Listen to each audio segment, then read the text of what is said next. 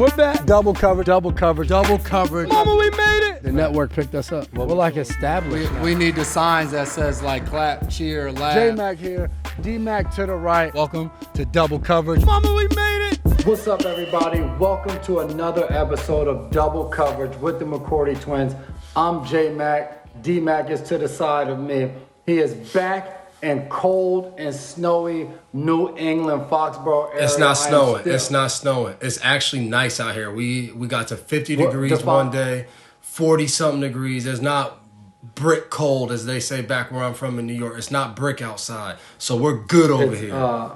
It's partly cloudy, 72, and it was a high of 82 degrees today. So I guess depending upon how you define, it was beautiful. Sounds out today. boring.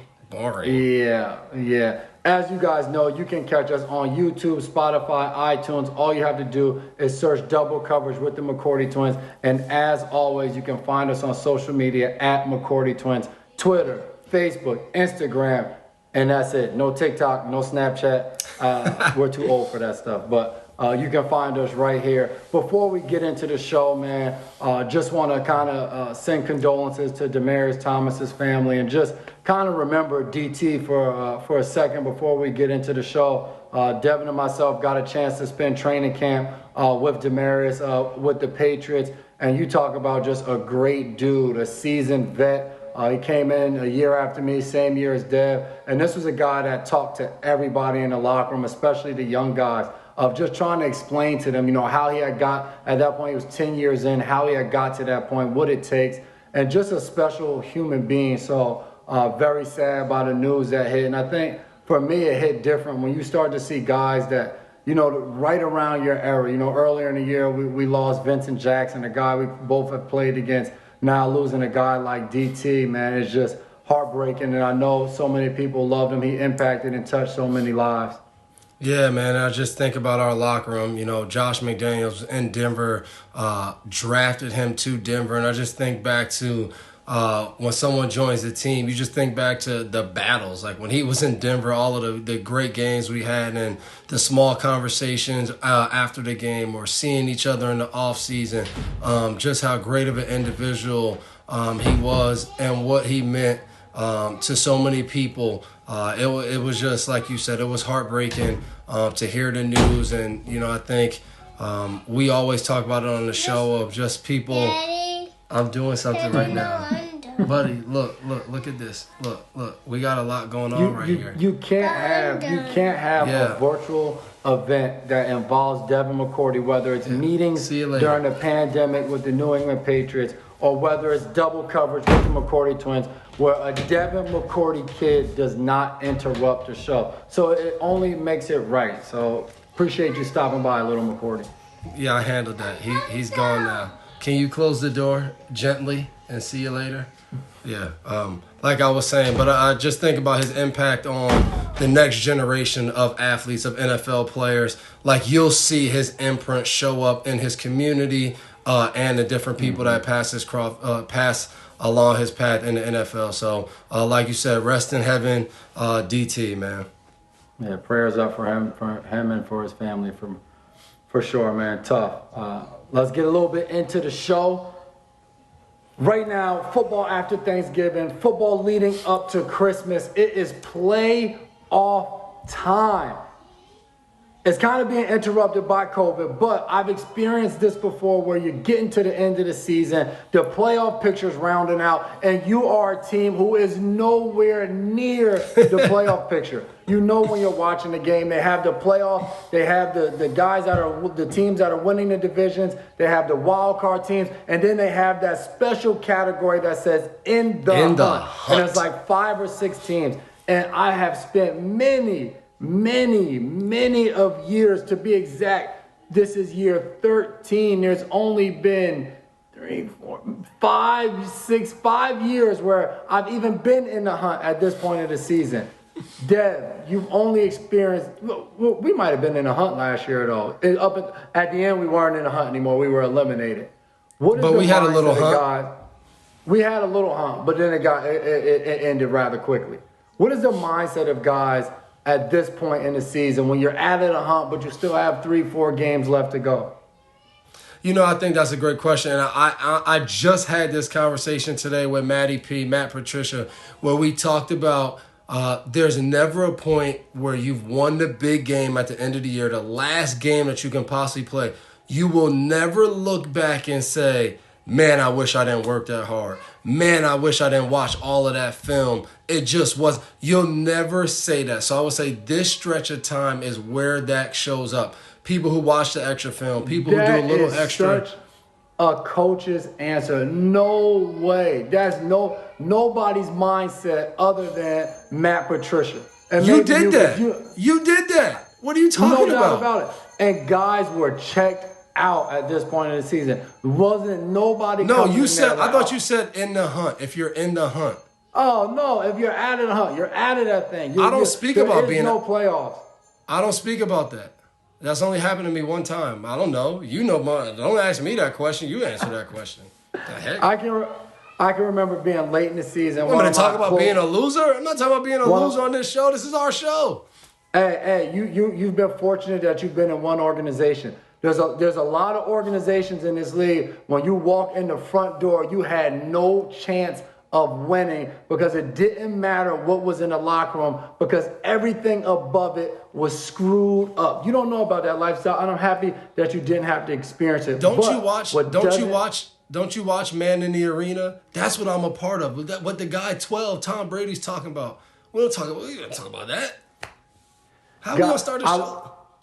I once played with a guy, one of my teammates, one of my close friends. I remember we got to the end of the season. He was discussing his off-season basketball team of when the schedule started, already had the flight booked. Guys still go out there and you play your butts off and you practice hard, but mentally, as you're dwindling down, man, and the monotony of the season's weighing on you, when you're eliminated, you can start to see, you played against teams late in the season where they didn't have much to play for, and you scored the first touchdown, the second touchdown. Next thing you know, it's the first quarter, it's 14-0, and you can almost go in the locker room because you know that thing is over.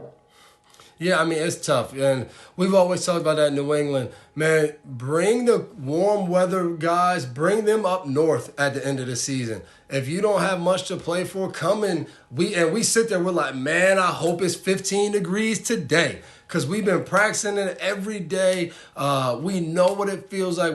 And you get off that bus that day and you're like, whoa, it's cold. That's what we hope for. So like you said, it's a tough time. But I do think you watch some of these games, you're going to watch teams that have nothing to play for, upset teams who are playing for division titles, first place seats, all because I do think, though, the competitive nature of this league is if I'm not going to make the playoffs, how can I ruin your season? And the Dolphins did it to us in 2019, beating us, sending us to the wild card, and how impactful that was. So I do think there is that element of, how can I ruin somebody else's season if mine is not going to end the way that I want? And I think you have to love that about sports in general, not just NFL, all sports. Everyone has that mindset a little bit.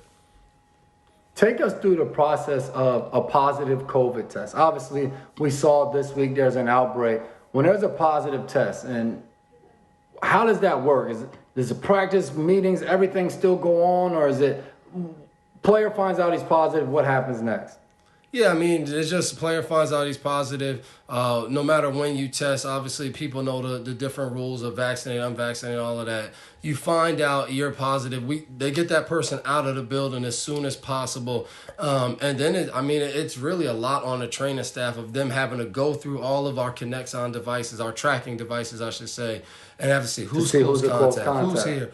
Yes, and then they try to do that and then, start wearing masks if you're a close contact. You get tested. So, I would say last year it was, testing every day. And it was like we were on this stuff. And this year, without the testing every day, I think guys have now learned how to live with it. And I think now you fast forward week 14, we're in it. COVID cases, we've had a record number of COVID cases each day this week. It's just been mind-blowing kind of to, I would say, the professional sports world, but it's not mind-blowing. Like, COVID is still happening. I said that earlier this week in my press conference. It is happening. It is not an NFL problem. It's not a Miami Dolphins problem, a Patriot, Rams, Cleveland. It's everyone's problem in the whole world. So, like, we can't just think it'll go away. And I'm sure the NFL and NFLPA will negotiate and talk about new protocols and different things. We're at week 15, I guess this is now, when games need to get played and all of that.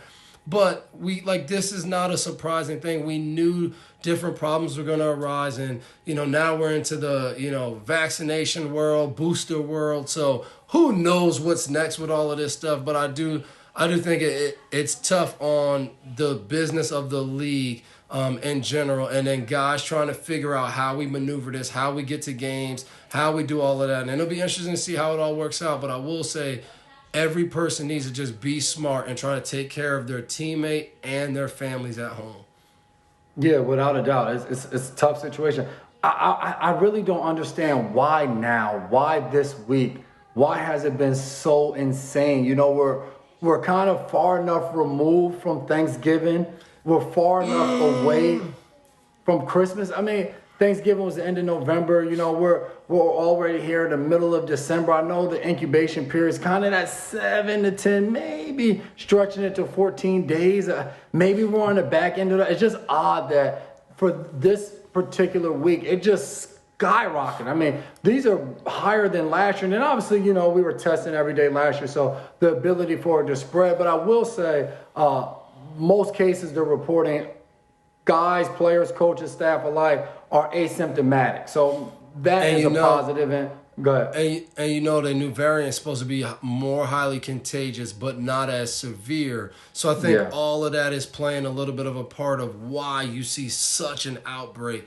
And it'll be interesting. I mean, the positive test, it was like, get them out, and it's gonna be interesting how soon we move away from that. And will there be no testing? Will there be playing with a positive test? I was just about to say that. Before we see no testing, or maybe in the process of both of them, I do think we're going to start to see a player test positive, but he's asymptomatic, and him still be allowed to play in that game moving forward, with the thought process that if he's asymptomatic, his ability to spread it. And then the next thing, if that does come into fruition, then where does that lie for the guy that's unvaccinated? If a guy's unvaccinated and he's asymptomatic and he tested positive, can he not play? But the guy that's vaccinated and asymptomatic can't. So it's just, this thing is, like you just said, it's a problem that we're all dealing with, and it's been insane. And I've heard people talk about not testing. There's a lot of people that go to work every day, and they don't have the luxury of walking into a trailer and getting a nose swab once a week or twice a week, whatever, as the protocols have always been moving. And they don't have that luxury to be tested and have peace of mind in that nature. So who knows where we go? But I mean, you look at the games this week. I mean, the Browns head coach, starting quarterback, best receiver on the team. There's teams that are losing. I mean, we watched the Rams play without Jalen Ramsey, then Odell Beckham go. So it's just guy after guy. And it becomes a serious problem when the biggest names or the guys are being removed from the field. But it was something we said, and as the league said way back last year when we first started this thing, it is what it is, and the show will go on. Games are going to be probably played as scheduled. No matter how big of a name coach player is, those games are going to continue to move on. And a lot of the roster fluctuations, and you've kind of prepared for these situations throughout the season. A coach gets COVID, another coach stepped up. A player gets COVID, a practice squad player gets bumped up. So we've kind of prepared and gotten used to the just flux of this situation, and I don't think that's going to change moving forward. COVID doesn't look like it's going anywhere, and we're going to have to continue to learn how to deal with it. So very, very unique week, especially as the playoff seedings are shaping out. Some of these games can be determined strictly by COVID. Guys missing their starters out there is going to be a struggle to win those tough, especially division games down the stretch, to be able to make that playoff push. And for you guys, it's a big game this week. You guys have the Indianapolis Colts, kind of playoff implications with the Colts sitting right in that wild card in the hunt spot, and you guys obviously still at the top of the AFC. Belichick said he's watching Hard Knocks to study the Colts. Have you turned on Hard Knocks? Are you getting to know guys' personality and them on the field? I have not. That's high level scouting. High level. I'm not on that level of scouting. That, like, whatever is important from there, Bill will share with us. I'm not on that level. I've been on the film though. I'm on the film. I'm watching. All right. I believe that. You posted a picture earlier this week. You and Baby Chase were on the film. You were getting a little. He knows the game. And watching the game. He knows the game. He knows the game. Hopefully, I think he enjoyed it out here. Who knows? The kid may become a Dolphins fan. We'll see. Highly doubt that. Maybe We'll the see. animal. Maybe the animal likes the animal. Sounds good. Urban Meyer. Well, Is Urban Meyer back on the hot? How many times can you he's be on not the watching hot Hard seat? Knocks. How many times can you be on the hot seat in your first year of coaching? I don't think he survives it. I mean, you go down the line of just things. I mean, obviously the debacle of when they lost a Thursday night game, then he throws Trevor Lawrence kind of under the bus and mentions his stuff he went through. Then just kind of over the last week and a half, they talk about him in staff meetings degrading the coach. They talk about a heated exchange he had with Marvin Jones, who is probably one of the leaders on the team and one of probably the most respected players in the locker room. And now Lambeau, the kicker on the team, says that Urban Meyer came up to him and gave him a kick. And stretch lines, a kick. 13 years in the league, I've never seen a coach kick a player. So who knows? I'm surprised Lambeau didn't jump up and put his hands on him, put them jumper cables on him. But it's just, I don't see how, and they're not winning. You know, winning solves everything. But if they're not winning, I don't see him surviving past this season. But I see him surviving for one reason. The Gouda. Khan just gave him a big contract. They talk about how much money Urban Meyer got paid to come to Jacksonville. If you fire him, you have to pay him the buyout clause, and then you still have to go pay another coach. So they will do anything, everything to make him save face publicly, to get the locker room buy back in. If we need to get rid of all you and bring in new guys, we will buy in. But we will not pay another head coach. I don't see you may want to look up Khan's net worth somewhere on the internet. How do you think he got to that net worth? Net worth. He didn't do it by just saying. I guarantee you, Black Monday, that last Sunday game is played. They're going to relieve Urban Meyer of his duties, and he will be on his way back to college football. They said he ran them boys rugged in training camp. So the players, there's probably people there, they can't wait to get him out of there. They're never going to say it publicly, but I mean, Stone Cold Steve Austin is WrestleMania out there. He's kicking the players in stretch lines. We can't have that in the NFL. Just can't do it. Can't do it. He'll be back. You heard it. You heard it here first. He'll be back. We'll see. Aaron Rodgers says he owns the Bears. Then he goes out there and he just does his thing. He just does his thing. I mean, does he own them at this point? What do you say? I mean, this is our group chat segment, and we got a guy in one of our group chats. We got a guy, my man CG, Courtney Green, Rutgers legend. He's a Green Bay Packer fan, so he loves this. He loves every bit of it. Does he own the Bears? No, but yes. You know, if that makes sense. No, but yes. Yes, because he won again, and when you say something like that and you back it up, there's nothing else to say. No, because they're the Bears. The Bears. So you can't just say that. It's legacy, the 85 Bears. When you say that, it just makes me think of all sweetness, like the fridge. I don't like to hear it like that. But currently, I mean, he's A-Rod. It is what it is. But no, he doesn't own the Bears. You know what I mean? We can't say that. I don't like it. Let's talk a little high school sports, because big news in New Jersey this past week. Anybody that's a New Jersey resident, I'm not sure how they do high school basketball in every state across the country, but basketball in New Jersey, the playoffs, to me, are one of the best because of what they do. It's called the TOC, the Tournament of Champions. Obviously, like a lot of high schools out there, there's a bunch of different, whether you call them districts, divisions, conferences, whatever you want to call it. Sectionals. Yes. And the champions of all of those kind of the subdivisions join up to a big tournament in the state of New Jersey. And it's the tournament of all the champions. And you play until there can only be one champion. Well, this week they decided to remove the tournament of champions with the thought process of, with those weeks of the tournament of the TOC coming together, if we scratch those weeks, those other teams across the state can continue to play more regular season games, which is terrible. If a team becomes champions, why shouldn't we reward them with an opportunity to be able to have one team in the state say, we are the best of every other team? The other teams, if they want to continue to play regular season games and play bad on bad, we should just let them play bad on bad. But I thought this was terrible to see this eliminated, and it wasn't even a close vote. The tournament, it just was a big part of New Jersey basketball, and I think probably across other states throughout the nation, there are other states that I hope do something similar to that. Because, Dev, like, you know, when you can compare it to football, there's so many Jersey State champs every year that the championship almost becomes like, like there's teams that just win the championship every year because the group, the section, whatever, is kind of weak. And obviously in football, you don't have enough time to play that many games to have one champion. But that's why basketball was so special, man. I'm going to miss it.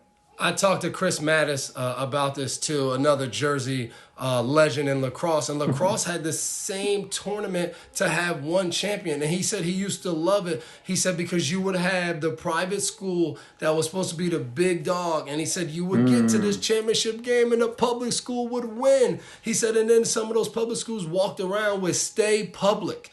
Stay public, taking a shot at the big dog private schools. And I think the one aspect I think people hate when they turn on these tournament championship games, and sometimes there is, it's the big private school, parochial school that just pounces the public school. But we forget some of those kids that played on those public school teams that got blown out by 40 points, who played against Bob Hurley's legendary St. Anthony team, they loved walking away saying that Hall of Fame coach Bob Hurley, I played against his team and they beat us by 40. I said it when Bob Hurley came and shot the gun at our 5K. By 30. He shot the gun. I was like, hey, man, it was so fun playing against you. He remembered me. I was hyped. I was like, Hurley remembers me as a basketball player. This is insane. He's in the Hall of Fame. And we've taken that away from the kids. And it's not like there's going to be a ton of extra games being played. All they did was you still have to go win your sectional and you'll have to do all of that. They took like a week of basketball away. It didn't take long for the TOC. They took a week of lacrosse. Like that stuff would have happened. So now what? Kids get one more week to play 2 more games. They're not going to remember those 2 games in their sports history, but they would have remembered getting blown out by 50. That's all I'm saying. Why not have it? Hey, very, very well put, man. This past week, National Signing Day in college football.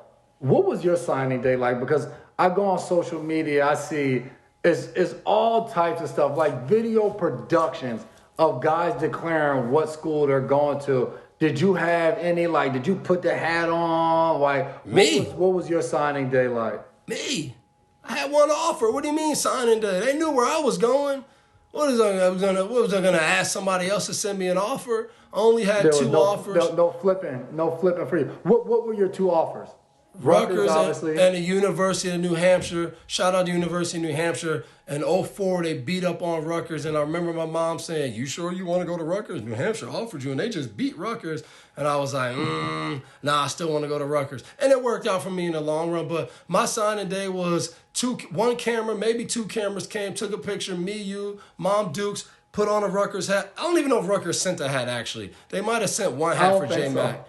No, yeah, I don't think they sent that. I don't think we had a hat. We were towards the bottom of the recruiting class for Rutgers. I mean, 2 stars. It is what it is. I went from no stars to 2 stars when I signed. You get a complimentary 2 stars whenever you sign for a Division I team. But it is crazy to see. I mean, they've been talking about it. You know, you have to recruit the kids that are in high school. You have to re-recruit your kids not to enter the transfer portal. And I mean, before I let you get a word in here, I'm so done with Dabo down in Clemson. He complained about guys poaching his players and how grown men are manipulating high school kids. He complained about college kids getting paid. I mean, the guy complains nonstop as he goes to the bank and cashes in his $90-something million contract with the University of Clemson. Like, cut it out. Like, you guys recruit, you do whatever you need to do. You've been at the top of the country for years.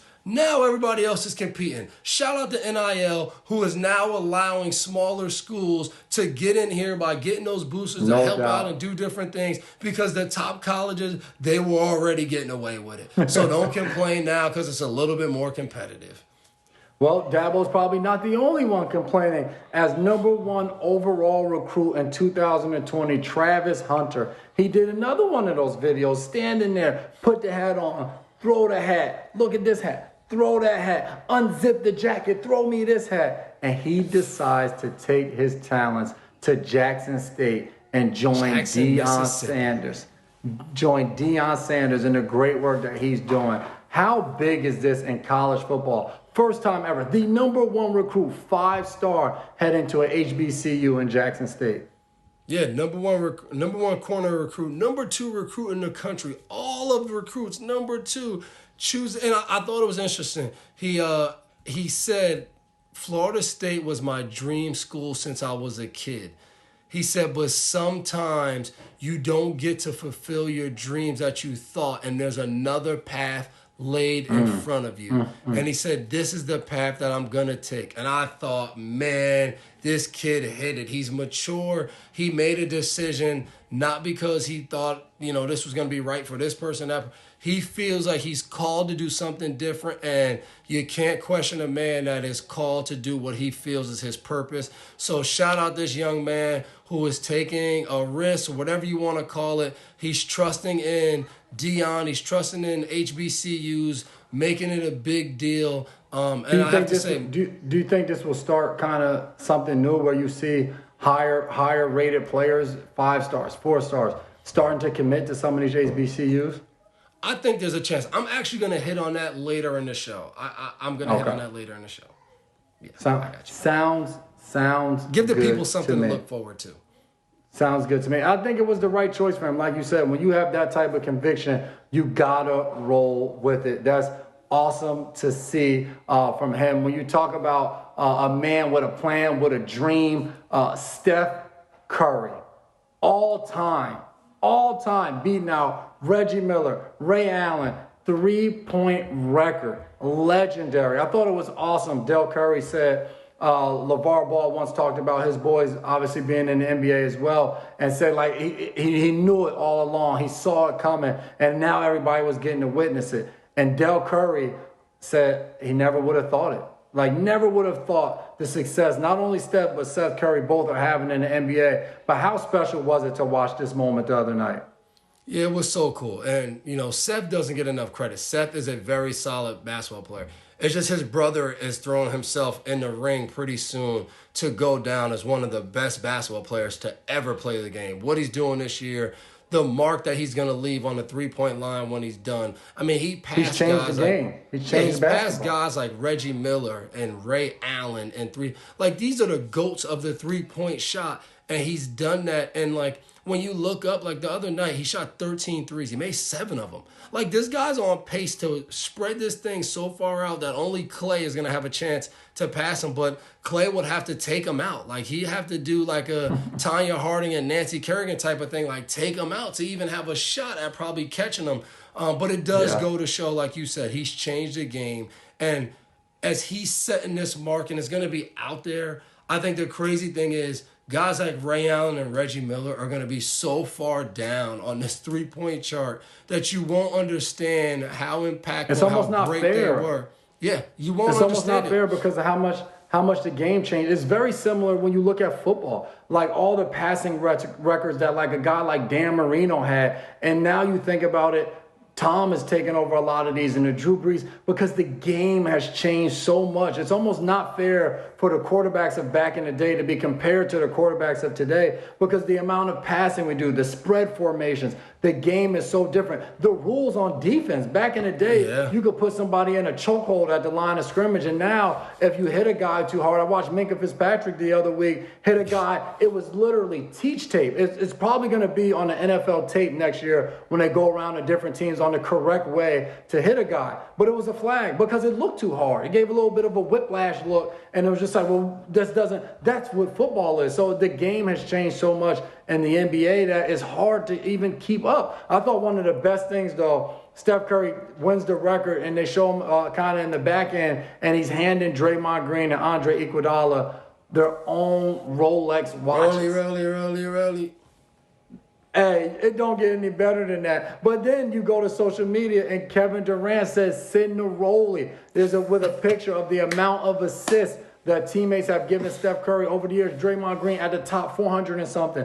Iguodala almost 200. And next in line, number 3 was there was Kevin Durant. You know, you're probably one of the biggest Kevin Durant fans out there with like 150 something. Then Clay was next. And I hear him. He's like, hey, man, I want a new rollie too. I want to be able to stunt because I gave you a lot of those assists too, which is impressive because it wasn't that many seasons that Durant was there and he was getting a rock to Steph, knocking down the three ball. Very special, man. And I think one of the best things about it is kind of the type of superstar that Steph Curry is. He's the superstar that every parent at home is telling their son, like, yeah, be like Steph, you know, be like Steph, married a sweetheart and does things the right way, a man of faith, all of those great things. So he's changed the game in so many ways. So, tremendous underdog. No ankles when he first came in the league. Had on the big dog ankle braces and all of that. So it's really cool just as a fan of basketball to watch the impact that he's been able to have. Here we go. What do you got? Micah Parsons, Defensive Player of the Year, Rookie of the Year, MVP, all in one. Yes, no, or what do you got? This is quick hitters. He's gonna be the Rookie of the Year, but that's about it. Defense, so just defense. Okay. What do we got? Raiders dancing on the logo before the Chiefs game. Do that again, or let's stay away from that. It seems as though everybody that dances on the logo, it just ends bad. I mean, we saw last year Tennessee danced on the logo on Baltimore and walk away with the victory, but Baltimore got the last laugh in the playoffs and they danced their way all the way back to Baltimore from Nashville. They were down on Broadway at the honky-tonk bars after the game. They were still dancing before they headed back to Baltimore. So whatever you do, do not dance on the logo. It does not end well. You can go all the way back to 2005, the Rutgers Scarlet Knights. We visit Louisville and we decide to dance on the Cardinal. We proceeded to lose 55-5. Whatever you do, stay off the logo. It never ends well. You know, on this show, we like to give the flowers, so let's give up flowers to AJ Green, joining the 10,000 club. Super impressive, 10K yards. Shows how great he's been as a receiver since he entered the league. He's had some ups and downs with injuries, but when he is on the field, he is a problem.